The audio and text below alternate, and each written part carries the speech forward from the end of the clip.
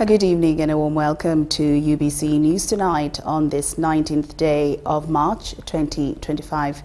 I'm Lauryn Masika Kazimoto and my colleague Yusuf Senyomo on sign language interpretation. We do welcome you. Now, before we get into our news bulletin this evening, let's first take a look at the top stories tonight.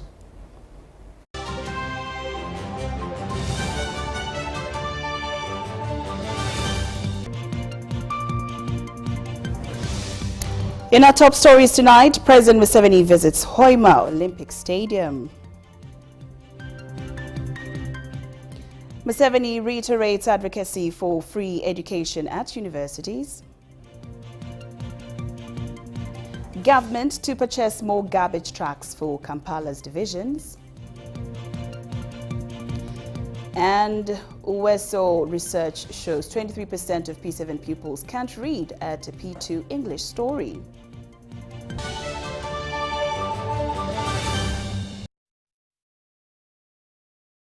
Welcome and good evening. Now, in our top story this evening, President Yoweri Kaguta Museveni has reiterated that without the support and advocacy for free education for all, public universities will not only be reserved for the wealthy and foreigners, but at some point will remain empty. Museveni, who was officiating at the groundbreaking ceremony of Bunyoro University in Kiboga district, urged leaders to spread the message of free education across all government-aided institutions. We have the details. It all started as a dream. As a sub-region, we are very grateful to His Excellency the President. We are grateful to the Prime Minister. And finally, the groundbreaking has happened. The new baby has been named Bunyoro University.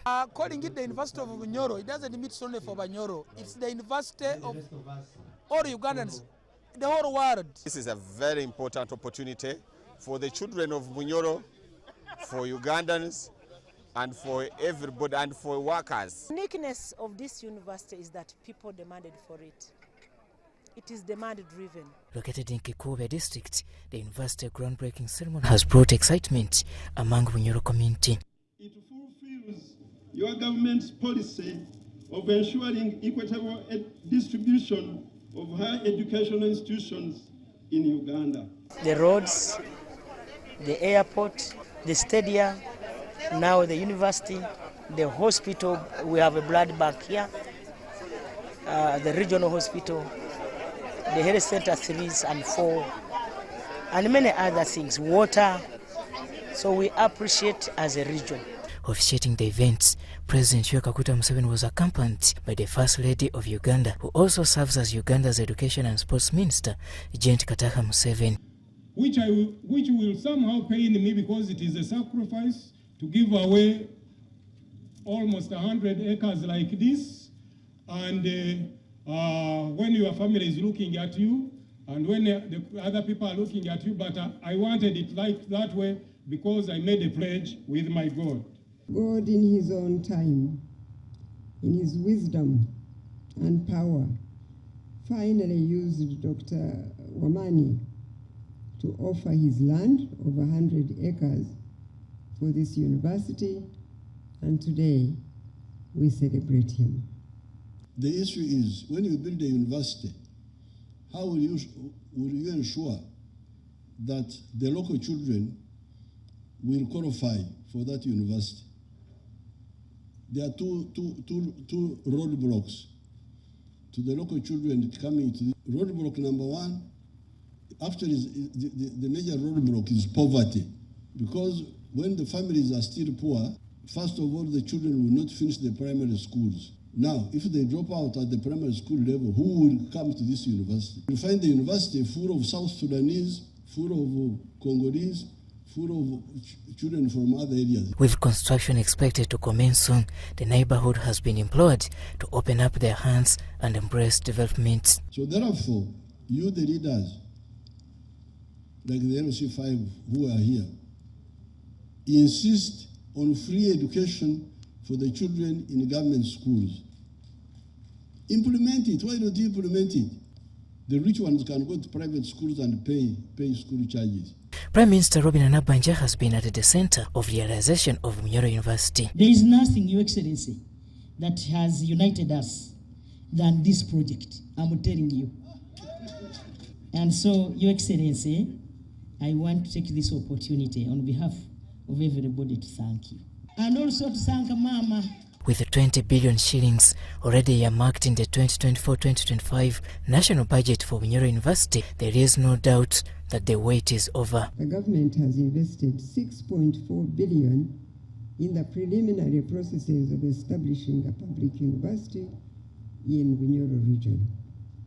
These funds have enabled a task force led by Professor Chamanya to develop 18 academic programs for the university to utilize once the institution becomes operational. Your Excellency and Mama, today, government has registered yet another milestone in the education service delivery. The UPDF Construction Engineering Brigade will oversee the construction works of the new baby of Bunyoro University.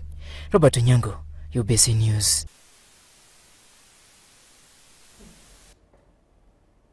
The Parliament's Public Accounts Committee, Park Central, has expressed concerns over the slow absorption of funds in the Growth Opportunities and Productivity for Women Enterprises project, GROW. The $217 million grant for the project has seen only $50.1 billion dispersed to banks for access. Dr. Ruth Aisha Kasolo, the project coordinator, attributed the under-absorption to the lack of collateral required from beneficiaries by the World Bank. However, the committee also raised questions about why some regions and districts have not benefited from the project to date. Responses others. Different project implementers under the Ministry of Finance, Planning and Economic Development have submitted their responses to the Auditor General's report for the financial year 2023-2024. The Growth Opportunities and Productivity for Women Enterprises project, declared effective on 20th January 2023, has faced a few challenges hindering its productivity. Despite being allocated a $217 million grant, with $128 million allocated to the Ministry of Gender, Labor and Social Development, and $89 million to the Private Sector Foundation Uganda, the project has seen significant under-absorption, raising concerns within the committee. Money has been dispatched to them. Their capacity to spend is at 23%. If you compare the number of women who have been attending, spending their money day by day, going to different areas to register, fill everything required, nothing should have remained behind.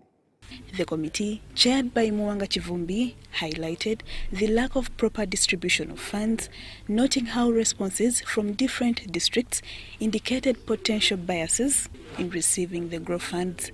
When you go to the districts of northern Uganda, you will find a lot of money is being spent within Lira city, not other districts. I happen to be a resident in Aleptong and Amuria, but all these districts are saying they have not yet received the money. So where is our share? The Auditor General's report also pointed out that project implementers have imposed various conditions and application processes for loans which may not be accessible to the vulnerable women the project aims to support. The failures on the asset base for women. They ask for titles for land, many of them do not have.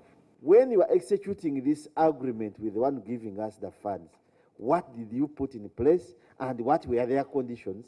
So, because there is Mr. Chairman spending time, you welcome money, but you know the type of population that is going to get money from women don't have that type of business that requires a collateral in the bank. In response, Dr. Ruth Aisha Kasolo, the GROW project coordinator, informed the committee that ongoing engagements with the World Bank are focused on reducing the requirements for the loan access. And the World Bank has agreed that we are going to onboard MDIs, Pride, Yuga Ford, and Opportunity Bank. We hope that they should be cleared in the nearest time possible by the World Bank. And once it is cleared and they officially inform government, we should be able to start the pilot with those MDIs. The arrangement with these MDIs is that they are going to offer loans that don't need collateral. The committee also reviewed the competitiveness and enterprise development project, which had a 73.8 billion budget. It was noted that over 400 million was spent on supervising projects that were not implemented. The figures I'm getting will amaze you. And you have all these consultants and don't perform. We don't have experts, but we also get consultants who are experts in the field. And then you have all these delays.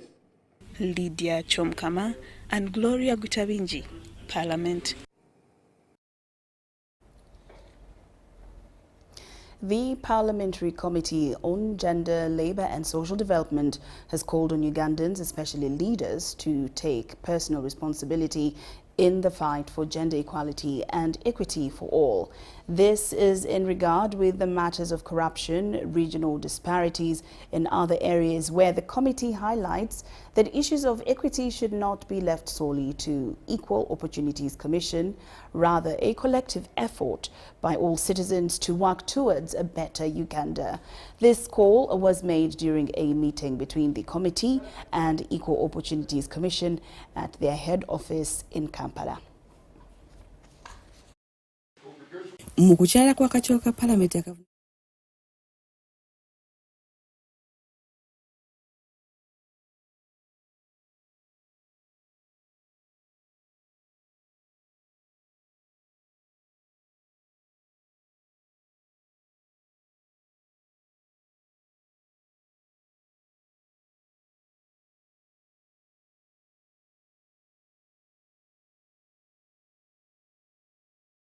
on gender, labour and social development have met with the Equal Opportunities Commission to discuss and devise means on how to ensure equal opportunities for all Ugandans. The meeting was held at the Commission's head office in Kampala. In her remarks, the chairperson of the Equal Opportunities Commission, Safiana Lejuko, highlighted several challenges hindering equal opportunities in Uganda, including the mismatch between national and regional needs, which she says affects people at the grassroots level. While some regions may prioritize the infrastructure like roads, water and schools, others may have different urgent needs such as healthcare, social services or addressing specific inequalities. This disconnect leads to ineffective resource allocation, leaving some regions underserved and hindering the overall effectiveness of the service delivery. I want to thank you for highlighting these things so that even the executive should know that members of parliament pick issues from the people and bring them to the decision-making table.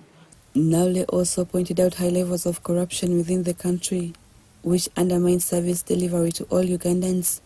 We are trying to sieve out how much money within the different activities from the different sectors, how much money is going to the youth, how much money is going to the disabled, how much money is going to women, something like that. Out for those specific measures within each sector, within each program. That is the only way we can be sure that this country is complying with gender and equity requirements. MPs on the committee called on leaders to take immediate action in combating corruption to ensure fairness in service delivery for all citizens. Everyone outside there is now corrupt. We are blaming everyone. Why can't we stop this blame game? And then we do it ourselves. When you go to electricity, when we try to check on the accounts of REA, no one gives accountability. When you go to education sector, a lot is messed up. When you go to hospitals, a lot is messed up. So we have been trying to speak against this, and we shall just continue to advocate as we look for alternative. They further urged the Equal Opportunities Commission to present their gender and equity reports to Parliament in a bid to enable important issues be addressed and solutions sought. As we are complaining about the regional imbalancing, and we are demanding for this report to be brought before Parliament so that we get time and we debate these issues. No, we went to the Equal Opportunities Committee. We also go, I forgot to say that, we also take the report to the Equal Opportunities Committee of Parliament. And I remember they prepared a report to Prinani. During the meeting, the Commission also highlighted the need for a budget enhancement, proposing an increase from 20 billion shillings to 38 billion shillings to ensure adequate and timely service delivery nationwide. Rebecca Nantongo, Susan Nabukute, UBC News. Kampala Capital City Authority is set to purchase 10 garbage trucks for the 5 divisions of Kampala to ease the movement of garbage to the dumping site. During the launch of the Sanitation Week in Kawempe Division, the Deputy Executive Director KCCA, Benon Kigenyi, acknowledged that the challenge of garbage collection is still imminent. We have the details. Katanga, located in Kawempe Division, is one of the 62 slums in Kampala. It has benefited from a cleaning exercise as Ministry of Health, Kampala Capital City Authority and Uganda Kingdom collaborated in the launch of the Sanitation Week 2025. Graced by the top leadership of the Ministry of Health, the week was launched by the Minister for Health, Dr. Jane Ruth Acheng, on the theme, Sanitation for Dignity and Inclusiveness.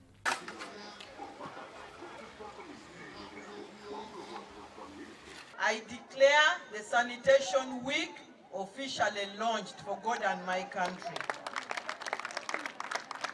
During the launch, leaders in Kawempe Division decried the state of poor sanitation that is compounded by lack of enough trucks to collect garbage from the communities.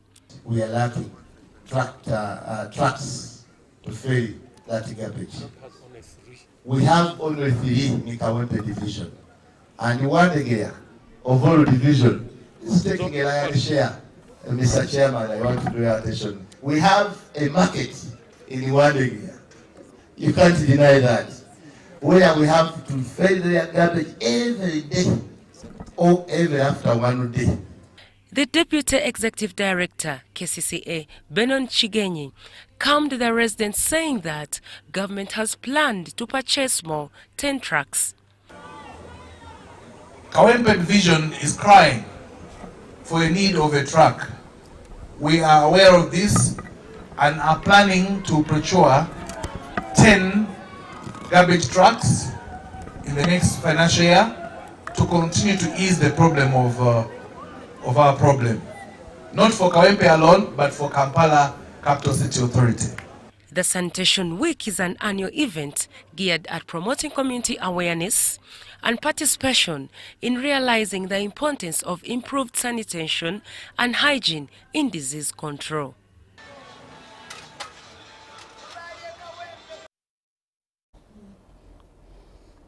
Residents of Chibati Dwaniro in Kiboga district are living in fear due to an ongoing land dispute.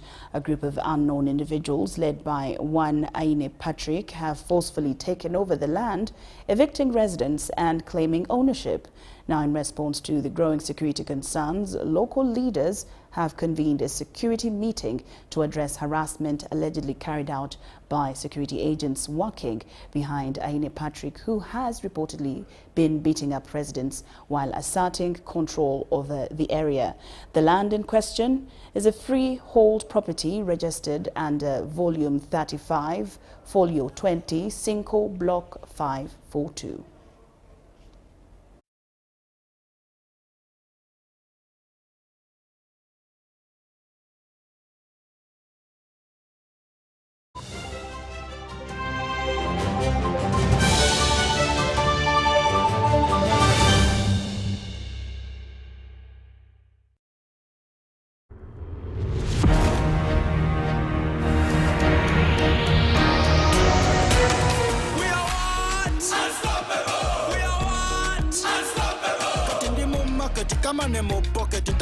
Street issues are my target. We are what? Unstoppable. We are what? Unstoppable. I'm in a plantation, but on a global mission. Internet ambition, full condition. We are what? Unstoppable. We are what? Unstoppable. Oro cash is gone. Netaga yo karoni. Niga mukafoni. Money in the zone. We are what? Unstoppable. We are what? Unstoppable. We are good.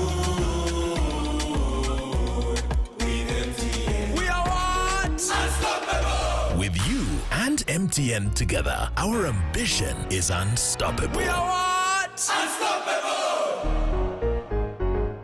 Looking for instant excitement? The Uganda National Lottery Spin for Cash game is now available online. Wherever you are, you can join the excitement for just 500, 1,000 and 2,000 Uganda shillings. Don't miss out. Register now on www.nationallottery.go.ug for a chance to win your share of 2 billion instantly. What are you waiting for? Play Spin for Cash now, anytime, anywhere.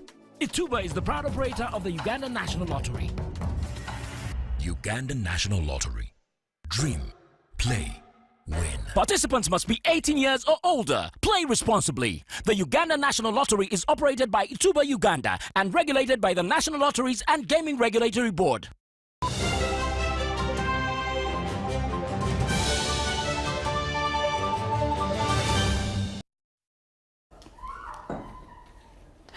Welcome back from that break, and we're glad that you're still with us here in UBC News Tonight. Now, in more news this evening, the 2024 Uwezo National Learning Assessment Report has shown that a staggering 23% of Primary 7 pupils cannot read and comprehend a Primary 2 English story, double the 11.3% recorded in 2021. Now, the report reveals learning outcomes have either stagnated or regressed over the years. We have the details. The Uwezo 2024 report shows that nationally learning outcomes have stagnated or regressed over the years. The report shows that a staggering 23.2% of P7 pupils could not read and comprehend a P2 level English story, up from 11.3% recorded in the year 2021. Mary Goret Nakabogo, Executive Director of Uwezo Uganda, attributes this decline largely due to the COVID-19 pandemic, which disrupted schooling and forced many learners into home-based learning. Learning outcomes have generally remained stagnant, and in some instances they have regressed. We found that in P7, 7 years of primary education, at least we have about 23% of those who have not acquired that competence of reading and comprehending a text of primary 2. And that percentage has actually worsened, because from 2020, in 2021, it was 11.3. And that is the reason we are saying the learning outcomes have remained stagnant and stagnant at the lowest level, but in some instances they have even regressed. Equally disturbing, only 2 in 10 pupils from primary 3 to primary 7 can add, subtract, divide and multiply, while also reading and understanding a primary 2 English story. Worse still, the percentage of P7 pupils who can translate a P2 level English story into their local language has decreased from 68% in 2021 to just 51.1% in 2024. We understand that this is partly explained by the school closures that left overaged learners who had missed out on the 2 years of schooling. We will continue to work with all stakeholders to explore culture programs that can enable learners to acquire these competencies. Among 5-year-olds, only 3 in 10 pupils can recognize English alphabet letters, though a slight improvement from 2 in 10 in 2021. In 2021, when we assessed, out of 10 children assessed, every 10 children assessed, 2 of them could with ease identify the letters of the English alphabet. That has now increased to 3 out of 10. Of course, it is still really still low, below average. But further compounding the crisis, 10% of Uganda's primary school teachers continue to teach yet untrained. Crispus Arinitwe, UBC News. Thank you, Crispus Arinitwe. Now, today marks the commencement of the National Presidential Skilling Exams for Youth. At the Subway Skilling Center, 3 categories were featured on day 1, and that is weaving, shoemaking, and tailoring. Amid the exams, we observed special attention given to a small group of students who are unable to read or write. Their assessor provided assistance, emphasizing that reading and writing are not critical. What matters most is proficiency in the skill itself. But ever since I came, we learned a lot from skilling. In fact, skilling has been a home, a place of refuge for us, especially some of us that did not have any skill. The center administrator confirmed that all costs are fully covered by the State House budget, and they expressed their gratitude to the president for his dedication to empowering both boys and girls. They also highlighted absenteeism as a major concern. His Excellency has really invested in this project of presidential initiatives of skilling the girl child. The president is trying to create a conducive environment for everyone. So that's why he wants to stop these things from abroad. The resident city commissioner of Kampala shared that the government has replaced the previous 1 million per student capital initiative with a new strategy that groups students in 2 circles, facilitating their transition into the workforce. The initiative Skilling Boys and Girls, they've started the exams, and soon after completing the exams they are going to be given the certificates. After certificates, then they will graduate in Kololo. His Excellency the President of the Republic of Uganda. We used to give them 1 million per student, but we found out that that 1 million, they end up buying smartphones.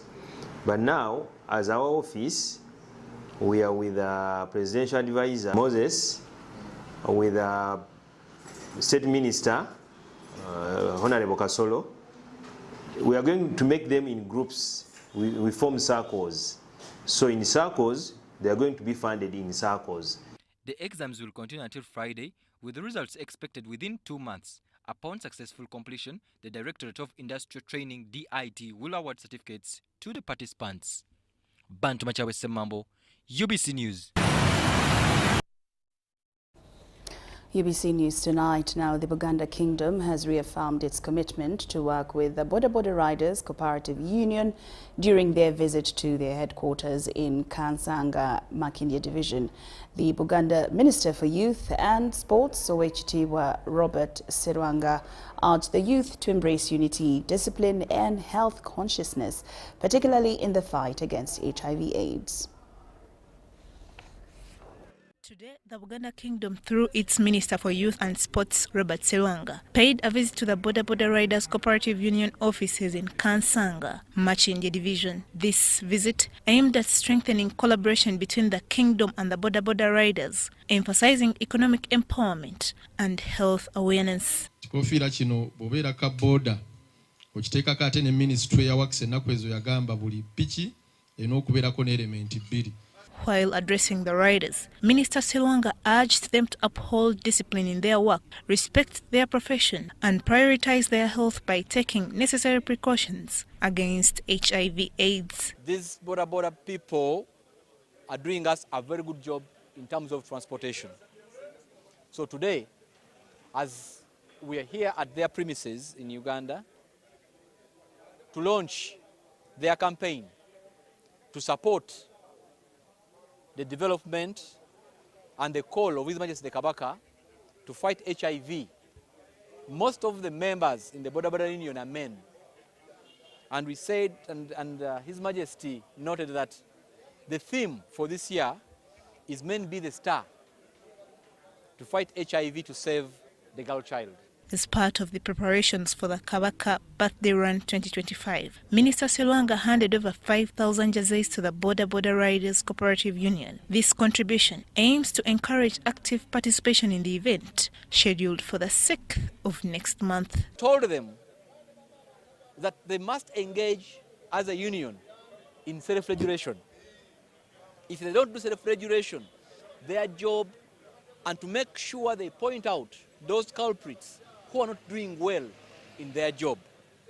I told them to observe honesty and discipline in the association. Awakwasa Sentebe waffe Maweje Frank amukwasa omujozi. On behalf of the union, Chairman Frank Maweje highlighted the cooperative's initiatives, including tree planting, savings programs through their circle, and organizing sports activities to improve the livelihoods of Boda Boda riders. Era tugenda kudduka emisinde ate tusabira ne Ssaabasajja Kabaka omukama mwongere obulamu. Sector, rich businessmen came in our sector and started giving us motorcycles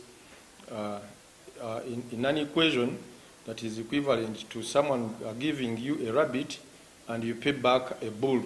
That is giving us motorcycles that costs 5 million and we pay back an installment over 10 million. We developed an application, a digital application of public transport, an application that enable us to get passengers online and passengers sources get riders wherever they are. We are up to planting over 1 million trees under our union as a sign of giving back to the community and conserving the environment.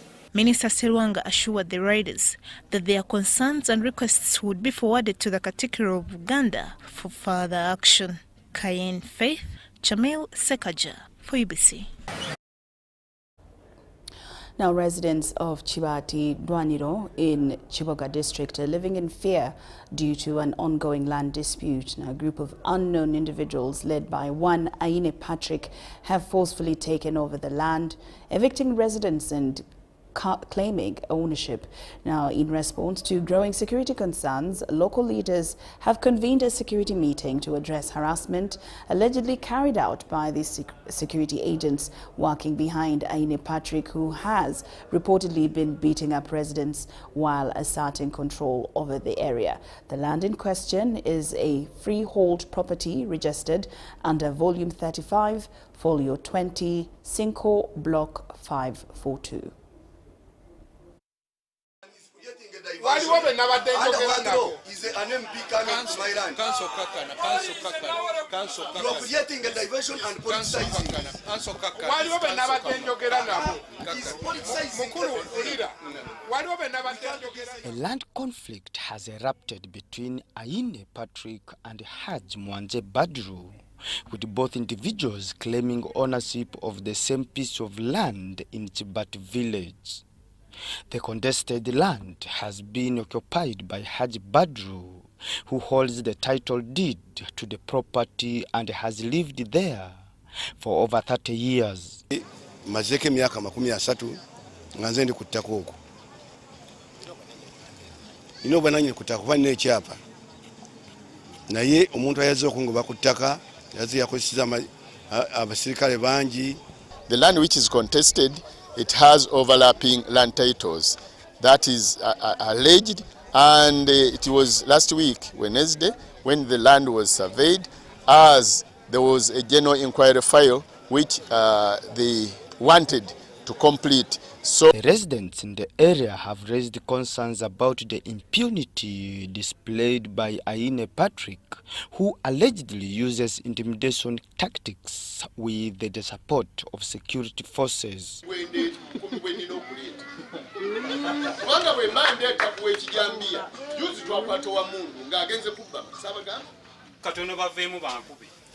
Mtambulira mukubo ndi muttaka lyange ntwala ante ku farm nebadde baagala kunkuba oyo mwami era yennyini oyo abadde nzo kulanga basibe motoka maaso gange we nani kwa nini anatia ng'ombe hapa kwa njia. Dr. Kefa Chiwanuka, the Member of Parliament for Kiboga East constituency, has accused officials from Ministry of Lands of mismanaging the land issue between Haji Badru and the claimant. The boundary opening, they came with the police, they came with the officials of the district, they came with the soldiers at the same time, and a number of other people. And as a result of that, they forcefully opened the land. After opening the land, even before we got the survey report that this is what has happened, they occupied the land forcefully. This mismanagement, according to the MP, has contributed to the rising insecurity in the area. The MP expressed concerns over the situation, highlighting how Aine Patrick has used force to take control of an elderly man's property, threatening his life and destroying his property. The people here have been reporting that he has been beating them, caning them.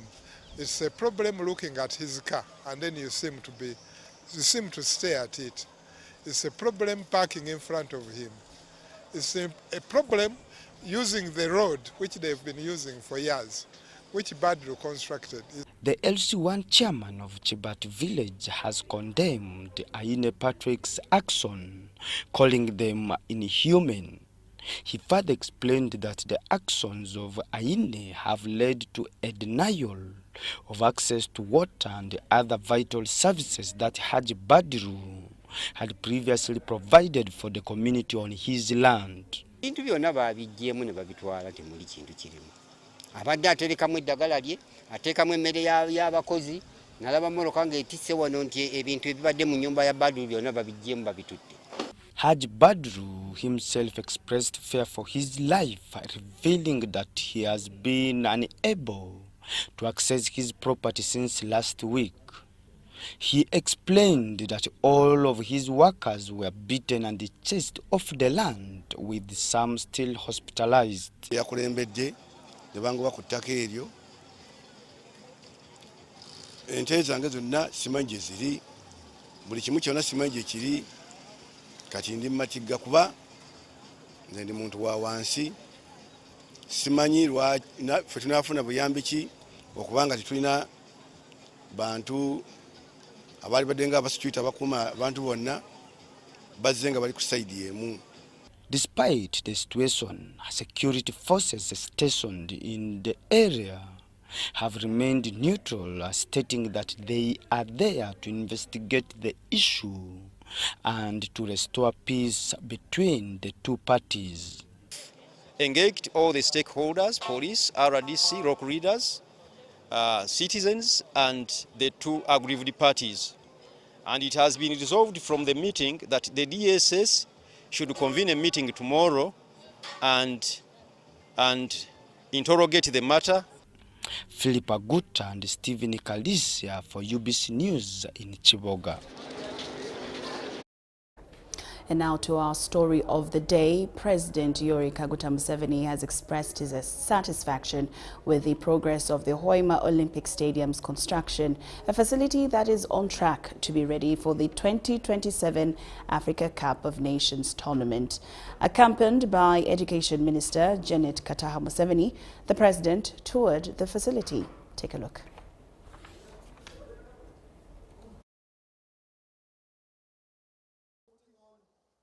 In the heart of Hoima City, there comes this magnificent structure which is under construction. This is called the Hoima Olympic Stadium, a key facility in as far as boosting Uganda's preparation for the 2027 Africa Cup of Nations tournament is concerned. The construction of this stadium is more than just a building and the wood. It's a testament of our shared vision of the fostering sports development. Already, this project has created thousands of jobs, bringing livelihoods to families. And once completed, I have no doubt it will turn Hoima into one of the most exciting and dynamic centers in the country. Your Excellency, on behalf of the government of Uganda, allow me to extend appreciation to the late Dr. James Rujumba, who donated 10 acres of land, as well as the Federation of Uganda Football Association, FUFA, for the additional 10 acres given for the establishment of this stadium complex. As part of his 4 days visit in Bunyoro sub-region, President Museveni has toured this facility. Your Excellency, please allow me to also recognize your exceptional dedication to patriotic duty and a Pan-African commitment when it came to supporting not only Uganda's joint bid with Kenya and Tanzania to host AFCON 2027, but the identification of an able contractor that has demonstrated the capability to do this great job that we have seen today. We only did Nambore some years ago,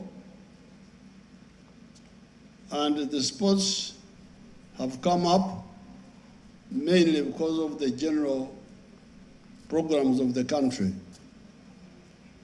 By bringing peace, many sportsmen have had time to come up. By expanding the educational facilities, the schools have produced many sports people. But in terms of infrastructure, we have not done so much, except Nambore, which is what we worked on deliberately. Others to accompany the president was the Prime Minister of Uganda, Robin Nabanja, and Vice President Jessica Alupo. Sports over the years has enhanced Uganda's tourism promotion and potential. This stadium is not just a structure of concrete and steel. It is a symbol of our nation's commitment to sports development, economic growth, and international excellence. With the levels of development already realized in as far as construction is concerned, government has in this case applauded the contractor for the job well done so far. I'm happy indeed to see the tremendous progress by SUMA within this short period of 7 months since construction started in September 2024.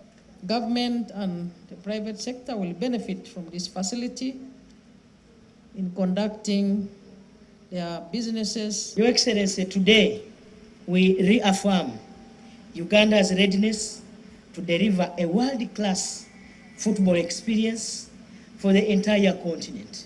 In regards to other sectoral developments around the stadium, the President commits to walk the talk. Your Excellency, the other issues which are remaining, the hotel industry. With all these sports people coming, I direct the Prime Minister, when we meet in Cabinet on Monday, to raise the issue of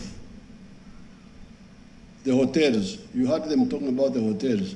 So let's discuss how to stimulate the private sector. Hoima Olympic Stadium is a government of Uganda funded project whose long-term beauty and aura will give a future path to Uganda's sports sector even after the 2027 AFCON tournament is done. Robert Onyango, UBC News.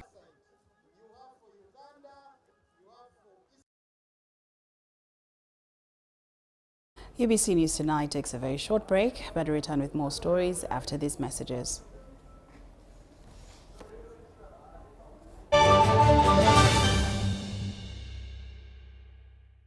A smile that is white, fresh and beautiful is a smile to be proud of. Discover new Colgate White and Fresh for the whole family with high quality and an incredible price. Uganda fire! Endima fire! Our border fire! Amtiani fire! Namone fire! Fire, fire! Chileka banda fire! Frenzy fire! Banana Masaka fire! Our taxi fire! Fire, fire! Uganda fire! Buy your tickets through MTN Momo on *165*20# and come support Uganda Crane. Together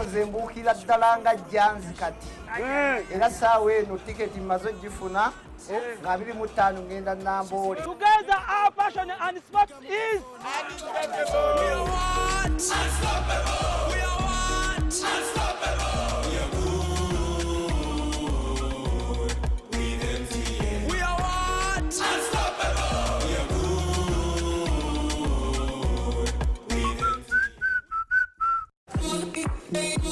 When you want to relax your body and refresh your mind, welcome to Hotel La Confidential, Aroa's premier destination for luxury and comfort. The only hotel in Aroa City offering a serene atmosphere, breathtaking scenery. Come and discover our exclusive wellness club with packages that include a fully equipped gym, a rejuvenating sauna, steam bath, and a great sky blue swimming pool. For events, our state-of-art conference halls and versatile event spaces are perfect for hosting shows, wedding receptions, birthdays, and more. more, come and enjoy our cinema hall and unisex saloon, all designed to meet your entertainment and grooming needs. Bring your family and let your kids splash around in our beautiful kids water park. We are located on Arua Pakwachi Highway in the heart of Arua City. Don't wait. Visit us on www.hotelconfidential.com or call us on 0761 688 181. Step into a world of excellence, comfort and pride with Royal Foam Furniture, crafted to perfection right here in Uganda. We bring you state-of-the-art living room furniture and bedding products at affordable prices. Our wide variety of mattresses include orthopedic, pillow top, spring mattresses suitable for institutions like hotels, and many others for home comfort. With every piece telling a story of royal excellence, our products are built with the highest quality materials made to last. Experience royalty with Royal Foam Furniture, proudly made in Uganda, so buy Uganda and build Uganda. Visit our showrooms at Ginger Road, Chambogo Junction, Bukota Chisasi Road, and on Victoria Mall, Entebbe, on the first floor.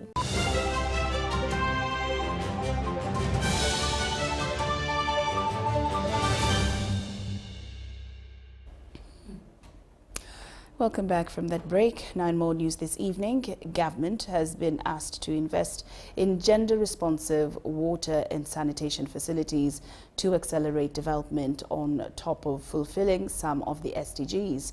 This call comes at a time when majority of Ugandans, especially those in the rural poor, still rely on unimproved water sources and sanitation services.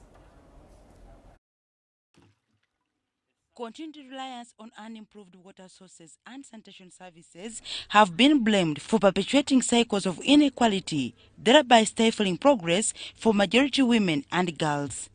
Joyce Magala, the country director Water Aid Uganda, says time is now for government to deliberately invest in gender-responsive water and sanitation facilities. We are looking at studies that are being conducted. A lot of money is spent on studies of WASH generally. But we really want to see the academia, the different professionals really emphasizing research into the different types of technologies that can be done to suit the needs of the women, the girls, and people with disabilities. Fortunately, government, through the Ministry of Water and Environment, is piloting new technologies in the districts of Masindi and Kabarole with the aim of accelerating access to safe and clean water for all. It's part of the pipe. I've put it short. So when I'm servicing the internal system inside the cylinder, there is no need of removing the cylinder. I only remove the component out and I service, I return it back. So that is the easy part of which you cannot do it with other types of pipe material. In this particular system, when the PVC or the poldo system was installed in the system, the breakdown has been significantly reduced. In the previous ones, we would have about a borehole breaking almost weekly or at least once in a month. But for this particular system, this has been eliminated completely. So whenever any community member goes to a water source, he is sure of getting water at that particular source. However, despite presenting low-hanging fruits in as far as access to quality, clean and safe water is concerned, it remains an innovation and a trial. For this poldo, for example, we start the journey, but we have to subject it to technology applicability and this assessment. And this assessment has 6 dimensions that it looks at. We want to be sure that it is also compatible.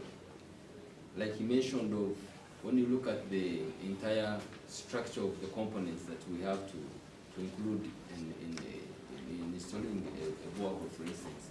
In 2022, government launched the Stop the Rot campaign with the sole aim of checking hand pump corrosion, thus improve the quality of rural water supplies by bringing together stakeholders to take action. It's important that we are able to address these challenges, and for the rural community, it is very timely that we get this process done. But we're also mindful that if you rush it, then the technology will fail. So we need that balance, a fine balance, to make sure that it is done timely, but also in the right process and due process are done, so that the policy makers and the decision makers will be happy to give us the go-ahead. The 6th Sustainable Development Goal targets to ensure universal access to clean water by 2030, and such innovations are seen as a catalyst towards achieving this goal and more. Dorcas Kimono, UBC News. Thank you, Dorcas Kimono. Now, wildlife crime poses a serious threat to wildlife populations, leading to loss of species and endangering communities that depend on these ecosystems. The International Fund for Animal Welfare, a global non-profit organization, is partnering with the Uganda Wildlife Authority to strengthen law enforcement and combat wildlife crimes in the Queen Elizabeth Conservation Area. The official marathon kit for the Virunga Gorilla Marathon has been unveiled. 42 kilometers, 21 kilometers. Despite being one of Uganda's most treasured conservation areas, the Queen Elizabeth Conservation Area in western Uganda, located along the Albertine Rift Valley, continues to face challenges such as poaching and illegal wildlife trade, despite its abundant wildlife, rich biodiversity and sustainable tourism. We have got 11 fishing villages that are within Queen Elizabeth protected areas.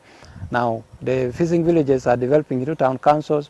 We are having issues of human population also increasing. The size of the land is remaining the same, and we are now seeing too much pressure. According to Wekonyira Bob, team leader of intelligence unit, I4 is supporting intelligence gathering efforts by working with local informants. Over the past year, UWA has resolved approximately 76 wildlife-related cases, with elephant population among the primary victim of poaching. Among these 76, we have one case of wildlife trafficking. This involved the arrest of one person with 8 pieces of ivory. And when we interviewed him of the 8 pieces of ivory, this is involved in the kill of elephants. The 8 pieces of ivory means 8 elephants were killed, and these were killed in Queen Elizabeth Conservation Area. Bob further explains that the intelligence gathered is critical for decision-making regarding field operations and plays a key role in reducing wildlife threats such as snare traps. In the recoveries, we recovered about 15 wire snares. Through the recovery of these 15 wire snares, it helped to reduce the poaching incidences in that specific area of Chambra Reserve. The warden in charge of the Inshasha sector, Moses Tulinawe, says improving the welfare of UWA rangers through the constructed ranger outposts in the Edward Flats has enabled more effective patrol activities. As you can see, this is a modern structure compared to our traditional structures. We used to sleep in these grass-thatched houses like the ones you can see here. Now this one is modern. So I can be able to stay with my family for maybe a week. But if I'm in such a house, then I can't accommodate a family. In addition to training and upskilling UWA rangers, I4 has supported transboundary conservation efforts between Queen Elizabeth Conservation Area and Virunga National Park to address cross-border conservation challenges. We provide funding to facilitate coordinated patrols between Virunga and Queen, and these patrols allow for concurrent kind of implementation of activity. Olinga adds that ongoing plans include animal rescue programs and landscape conservation to manage invasive species. We also want to support UWA when it comes to rhino reintroduction. As you know, we have rhinos now in Ziwa, where UWA is looking at reintroducing them into the wild because that is a breeding site. So I4 has reached out to UWA we are willing to support that kind of intervention. The conservation area includes Queen Elizabeth National Park, Jambula Wildlife Reserve and Chigezi Wildlife Reserve, where greater effort is needed to enhance field operations. IFO currently operates in 40 countries and is expanding its work in Uganda. Kenneth Chitandwe Sonko, reporting for UBC News. The State Minister for Karamoja Affairs, Florence Nambozo Wamala, called on the beneficiaries of the iron shits in Napak district to use the materials properly and to spread the gospel of peace among other warriors still in the wilderness, urging them to surrender their guns. Nambozo was officiating at the launch of the final batch of iron shit distribution in Napak district. To flag off with the first beneficiary, Mr. Moses Loduku from Matang sub-county, for God and my country. The State Minister for Karamoja Affairs, Florence Nambozo Wamala, officiated at the launch in Matanyi Sub-County, Napak District. Minister Nambozo extended her gratitude to the security forces in Karamoja for their role in pacifying the region. Nambozo urged the reformed warriors to spread the message of peace to those still in the wilderness. Can we go back and speak to our relatives? Those ones who have put it under the ground, those who have hidden it at the neighbors, those who have hidden it in the grass somewhere. No, we know you know. Can you help us? Speak to your friends out there who are still holding on to that thing. It is supposed to be somewhere. The 3rd Division Armor is waiting to receive it. Speak to them and let them bring it for peaceful purposes. We want Karamoja to be peaceful. We want to change this narrative. Leaders also advised the beneficiaries to make proper use of the iron sheets provided. And make us shine as Karamoja. See what they have used theirs for. You could also work together and do something better than keeping the iron sheets in the house or maybe selling them, because when you sell them, you go back to the same state that you were in. Optimistic with our joint effort. This region, this district is going to become peaceful and the people are going to produce enough. Last year, Napak district received 12,350 iron sheets for 114 reformed warriors and 361 vulnerable people. Today, an additional 1,352 iron sheets were distributed to benefit 52 more beneficiaries. The event was attended by the 3rd Division Commander, Brigadier General Wilberforce Serunkuma, Police Anti-Stock Theft Unit Commandant Francis Chamsto, local leaders and others. I'm Nafka Farida and Moriniga.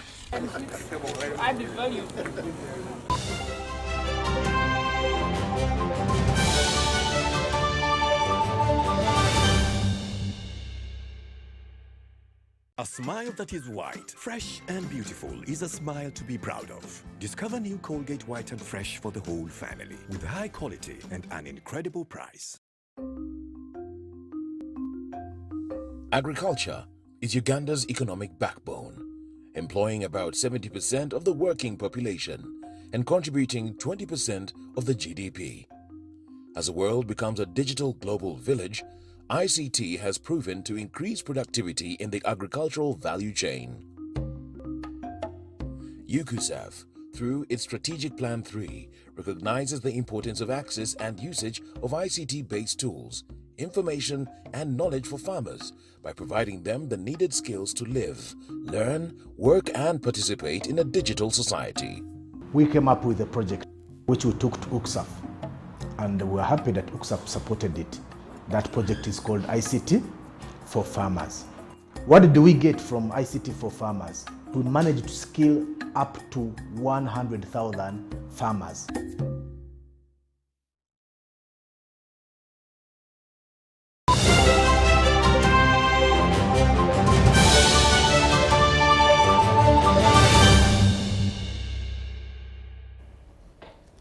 Well, Welcome back, and now into the business scene. Government is committed to absorb as many Umeme staff as possible as the electricity distributors concession nears its end.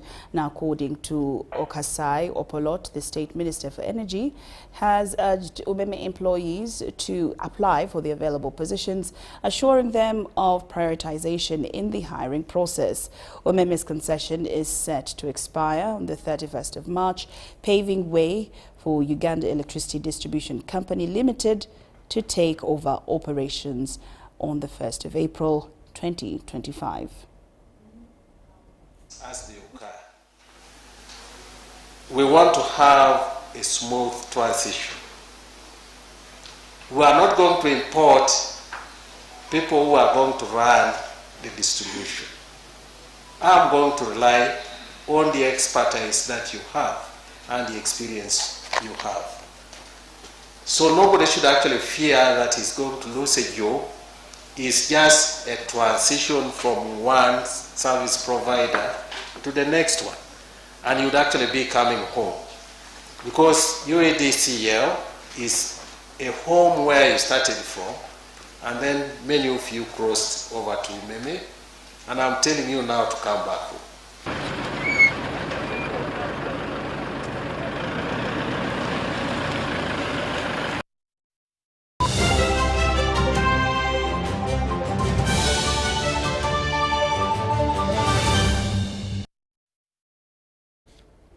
And into the world of sports, preparations are in high gear for the second edition of the Virunga Gorilla Marathon, which is due to take place on the 31st of May this year in Kisoro District. Ivan Kahanjire, the brain behind the marathon, asserted that this year's edition will be run under the theme Running for Climate Change. Now, Uganda Broadcasting Corporation is the media lead partner, as Mary Kwikchiriza, a public relations officer, explains. The official marathon kit for the Virunga Gorilla Marathon has been unveiled. 42 kilometers, 21 kilometers, 10 kilometers and 6 kilometers will be the races where runners will take part in the Virunga Gorilla Marathon in Kisoro District. This year's marathon aims at creating awareness on climate change, internal tourism and talent identification. Ivan Kahanjire is the mind behind this marathon. Renzori Tascalite had already done, I think, 2 editions. Kilimanjaro Marathon, many of you have heard of Kilimanjaro Marathon.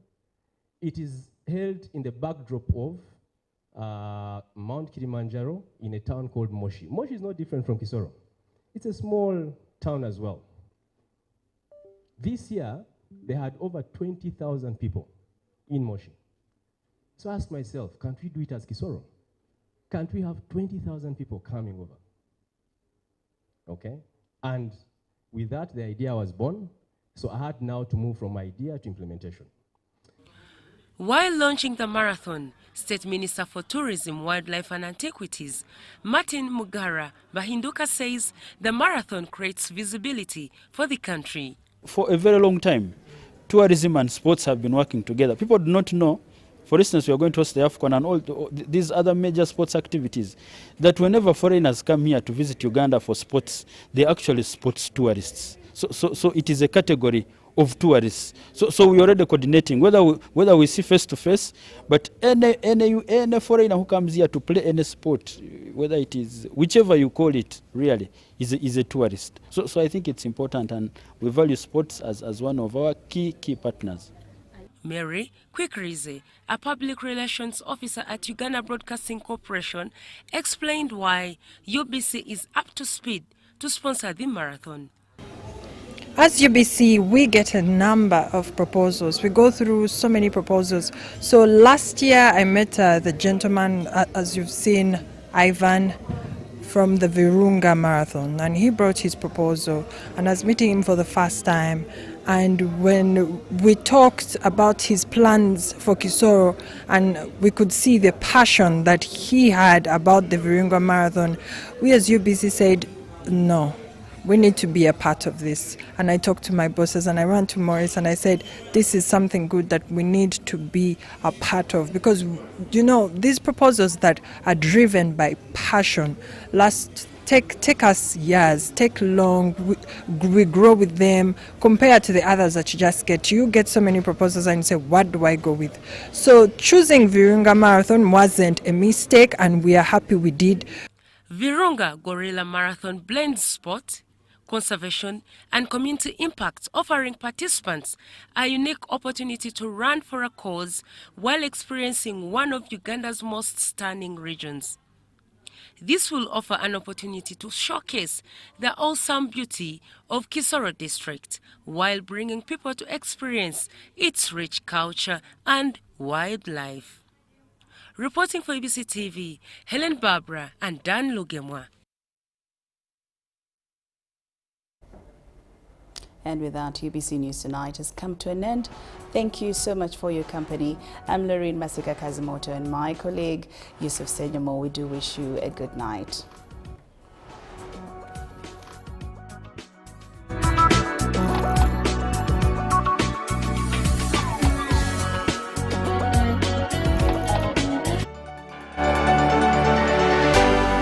UBC, inspiring Uganda.